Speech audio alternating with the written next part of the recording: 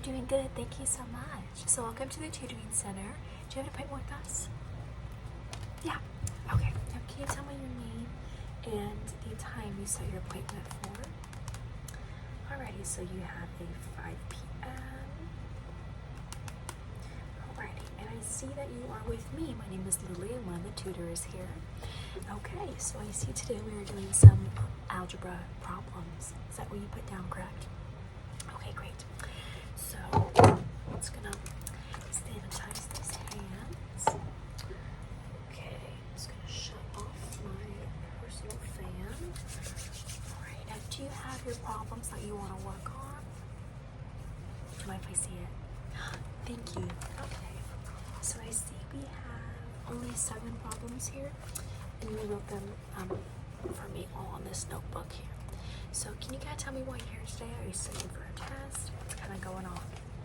Just practicing. Oh, your mom sent you here. Algebra can be really hard.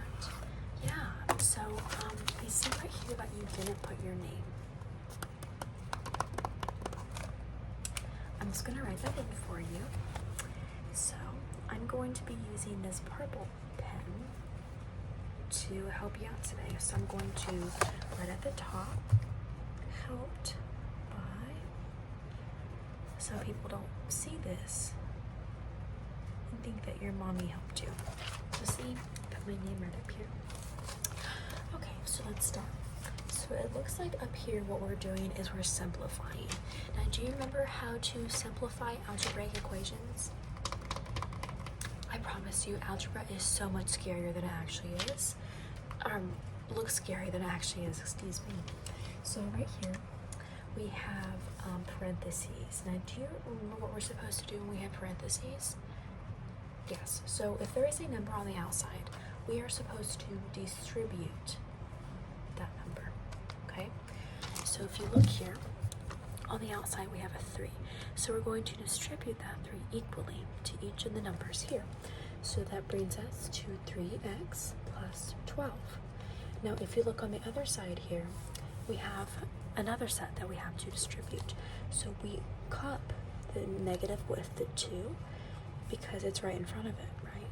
And so then we distribute it again. So we get minus 2x, and then these cancel out, so it's plus 10. And then from there we solve. So first thing that I like to do is I like to put my like terms together. So can you tell me by looking at this equation what our like terms are?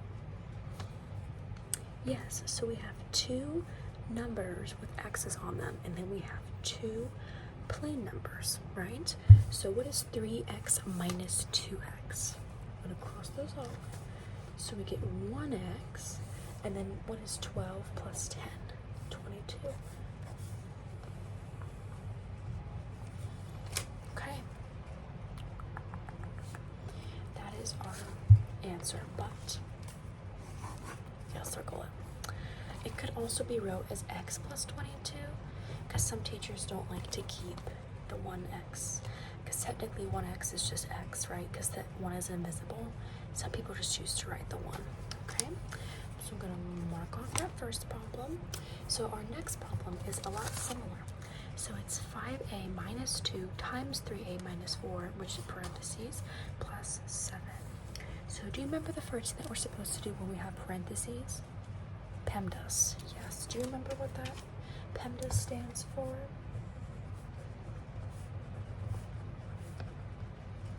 There's only 4 words we're going to focus on. We're going to focus on M, D, A, and S, okay? This is for parentheses. So M stands for multiplication. D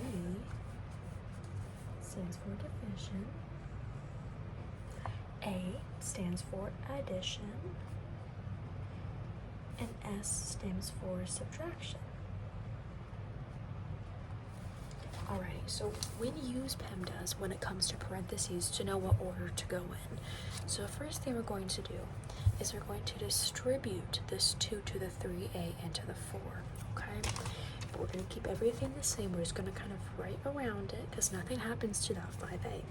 So we get minus 6a minus 12 plus 7 once we distribute that 2 to the 3a and to the 4, okay? So 5a minus 6a is negative 1a. And then at negative 12 plus 7, we get negative 1a minus 5 for this equation, okay? So I'm going to mark off as I go. So next up, we have kind of a basic problem. So here we have 2x, forgot to check that one off. So here we have 2x plus 5 is equal to 15. Do you remember what we are supposed to do when we see a problem looking like this? Correct. So we are going to subtract the 5 from this side. So we put minus 5 cancels out, and then we put minus 5 on the other side, okay? That leaves us with 2x minus 10. Now, do you remember what we're supposed to do from here? Good. We divide the 2 on both sides. So 2 divided by 2 cancels out. Then we divide it over here, and then we figure out that x equals 5. Beautiful. That's one of our easier problems. I think we have a couple more on this worksheet that are just like that, which are super easy. We'll get through it, no problem. So the next one is 3y minus 4 is equal to 11. So we're going to do the same thing we just did. We're going to add 4 because it's minus, right? That cancels out. So we are going to get 3y is equal to 15. So is 15 divisible by 3? Yes. So we're going to divide 3y by 3, cancels out. 15 divided by 3 equals 5. So our answer is y equals 5. Now that is the fun in algebra. I like algebra problems like that. They're super basic and you can't mess them up, right? Which makes like problems like these so easy. So we're going to move on to number 5. So for number 5, 5t plus 7 is equal to 3t plus 15. So what I like to do when I see a problem like this is I like to start with our regular numbers that have nothing attached to it. So in this problem, that would be our 7 and our 15. So this equal sign here separates our like terms from being together. So kind of like how we did in 3 and 4, we have to subtract it from this side and put it on the other side. So I'm going to put minus 7, that's going to cancel that. So we're going to get 5t is equal, write this one down here. 5t is equal to 3t plus 8, okay? So what I'm also going to do is kind of what we just did. We're going to subtract the 3t, because once again, this equal sign is separating them. So we're going to subtract that. We're going to get 2t is equal to 8. Now, is 8 divisible by 2? It is. So our answer is t equals 4. Yeah? Alrighty, so here's a little bit more complicated. We have x over 4 plus 3 is equal to 8. So we're kind of going to do what we just did, right? We're going to subtract that 3. That's going to even out, cancel out. So we're going to get x over 4 is equal to 5. Now this looks way more complicated than it actually is. So if something is being divided, how do we cancel that out? We multiply it. So what we're going to do is instead of dividing by 4, we're going to times it by 4. So that's going to cancel out. 5 times 4 is 20. Good job. So x equals 20. You guys see how we did that? Yeah. Gonna check that off. You are just flying through this. I really don't think you're struggling like you think you are. You're doing a really good job. Alrighty. So this last problem here is a word problem. The sum of a number and 8 is 20. What is the number? So this is just really basic math. So what we're going to do to solve this is we're going to do 20 minus 8. Can you tell me what 20 minus 8 is? It's 12. Our number. It's 12. See, wasn't that so much simpler than you thought it was? It might look like a lot of work, but that's math for you. It's going to get harder. Wait till you get to college. Alright, I'm going to sign off on this again. That way,